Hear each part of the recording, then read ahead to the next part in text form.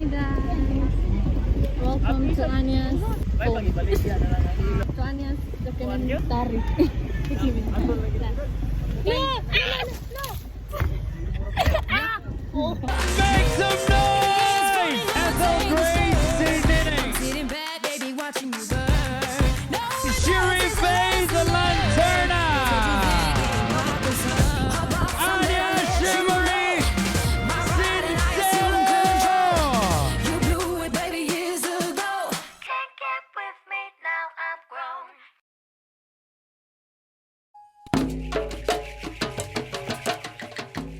After our photo shoot at Marmo, we loaded up in the truck and started making our way to the next destination.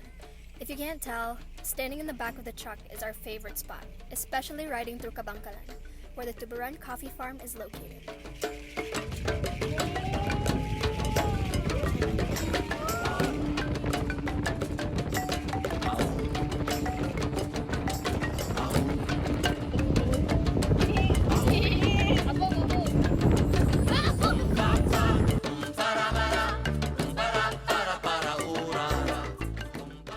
Located in Barangay Kabangkalan is where the story of Tuburan Coffee started. 20 minutes away from the town center, you can transport by motorcycle or a four-wheeled vehicle. At the farm, you're able to see the coffee plants, sightsee, drink some coffee, and even see the process of how it's made. Busa, uban ni kami ninyo sa pag-explore sa lapad ug abunda nga Tuburan Coffee Farm. The coffee plantation was established in 2012 when Vice Mayor Aljan Diamante received 30,000 seedlings of coffee from Nestle Philippines. Now, 29 barangays of Tuburan have coffee plantations, thus declaring the coffee capital of Cebu. Right one, pick. Yun na yung nagpungo. Butang sibut mo mo. Yung sibut. Hindi mag-ana-ana ni. Basket. Basket sa. Di ka mo diya. Inhale, you can always in. We handpicked the ripe coffee cherries from the coffee plant along with the workers before they showed us the process of how our coffee gets from the plant into packaging.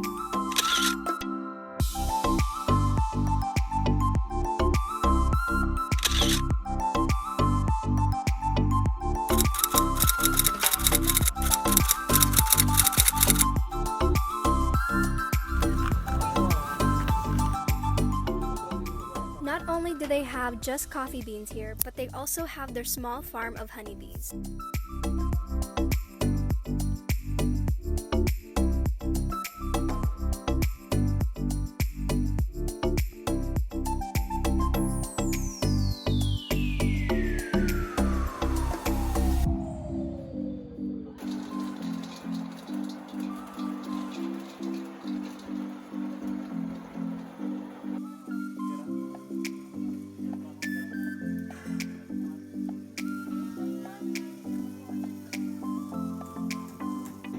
I met a new friend. I just need some loving. He's so sweet and friendly. Just came up to me.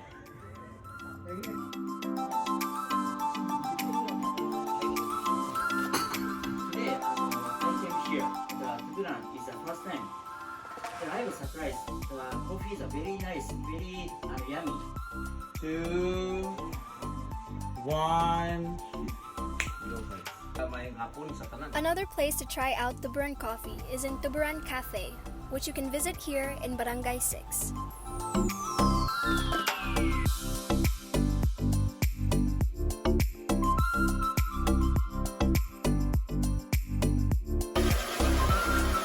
It's a wrap. Assemble it. So we're Here, girl. like this. No, I don't know. Like that. For the ending of our cultural mapping video, we decided to shoot here at the 360-degree view, not far from the Tuburan Coffee Farm. Sana kami sa 360! Hey guys! It's me, Ethel! Annyeonghaseyo!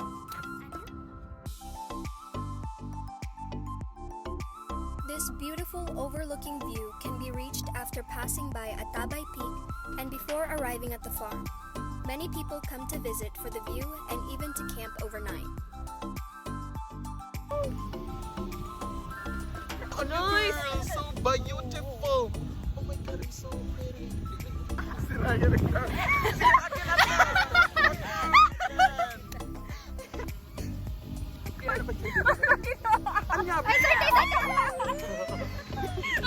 Ready? Ready na. Wala na nakita siya. Bugan. Hala! Right there!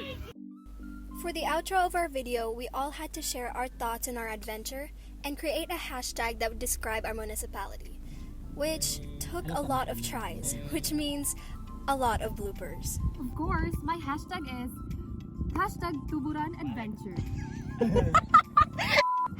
#Tuburan Adventure.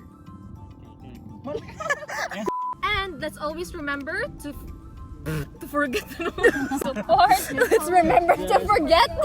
Remember it, forget that. Forget. Sige, last. MM. Show me how you hashtag. One step forward to victory. Hashtag my home Tuburan.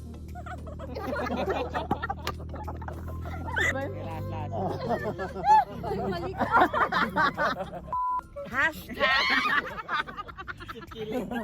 coffee farm. Magtanong ako eh. Hashtag my home Tuburan.